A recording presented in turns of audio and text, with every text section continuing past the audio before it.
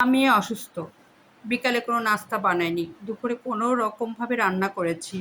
আর বিকালে আমার ২ বাচ্চার নাস্তা লাগেই লাগে। আর এজন্য আমি কম বেশি নাস্তা তাদের জন্য বানাই। আর আজকে আমি নাস্তা বানাতে পারিনি। কারণ মাথা ব্যথা যেমন, তেমন ঠান্ডা জ্বর আমার সাথে, সাথে আমার মেয়েরও। আমার ছেলেই শুধু আল্লাহর রহমতে সুস্থ আছে, আমার সাহেব।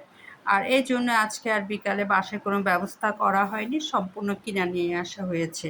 আমার সাহেবকে মেয়ে ফোন দিয়েছে, "বাবা নাস্তা নিয়ে আসিও।"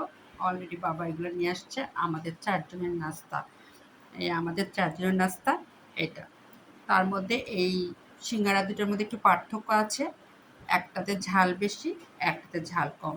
এটা বোম্বে মরিচ দিয়ে আর এটা নরমাল। আর বাকিগুলা নাস্তা সব ঠিক আছে। আমাদের ৪ জনের নাস্তা আজকে এইসব।